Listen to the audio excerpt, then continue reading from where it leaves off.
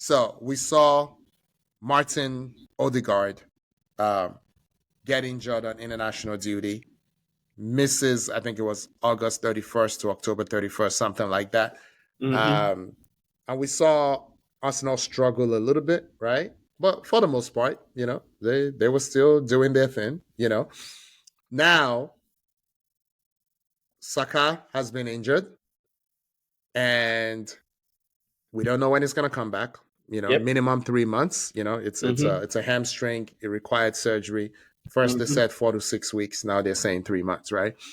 And it seems like Arsenal the attack has just pretty much been grounded, right? As in no lift off whatsoever. So I hate to do this, right? It sounds very hot takey, and that's not my speed.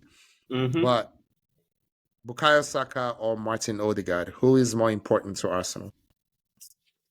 That's a tough one. It is. But I would say it's Bukayo Saka. But it's not that the distance or the whatever is not that much. Yeah.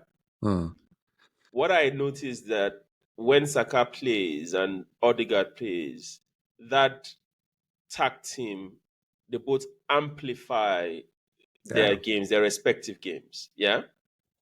They both amplify their respective games.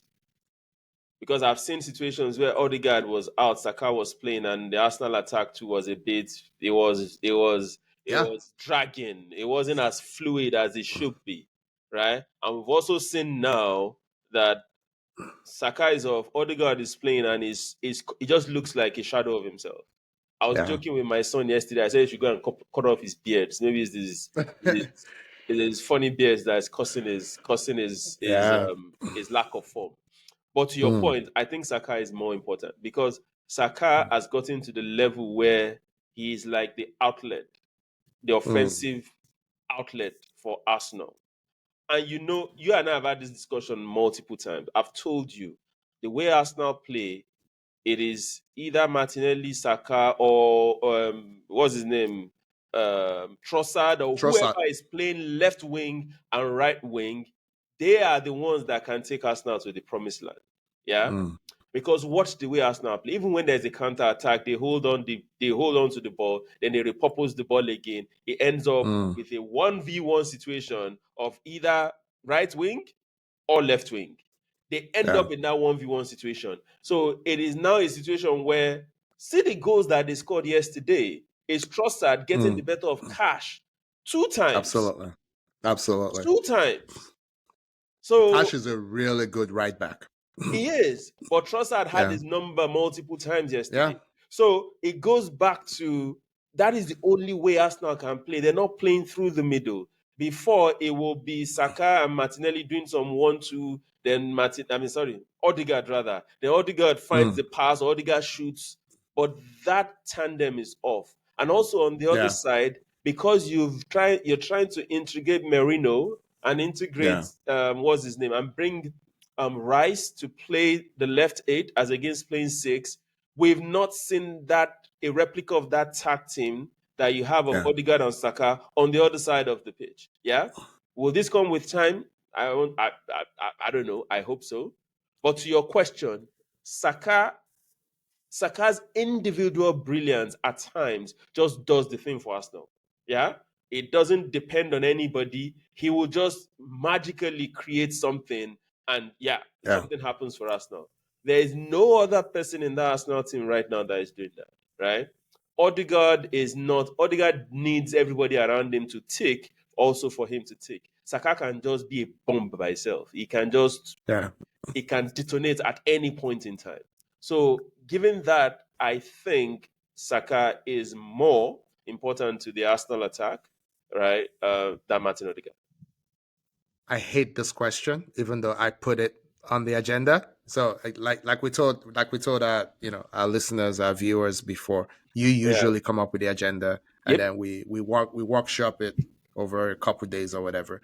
Yeah, this one I came up with it, and I hate it, and I think that's why I put it on. And if you had put a gun to my head before the season started, as much as I love Bukayo Saka, I would have said Odegaard, right? I would have just, that's conventional wisdom because Yeah. I'm biased towards the number 10, or the number 10 like playmaker.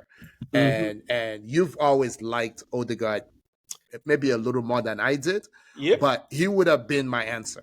It would have been my answer.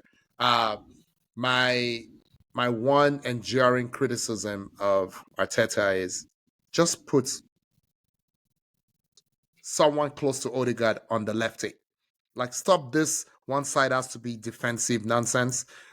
You paid 105, and I'm coming back to the answer to the question. You paid 105 million for Rice, play him in his natural position. He's a number 6. You may not like his style, it may not be as fleet-footed, it may not be a Zubimendi. Play him as a number 6. Do job number 1. The job number 1 is number 6, shield the defense.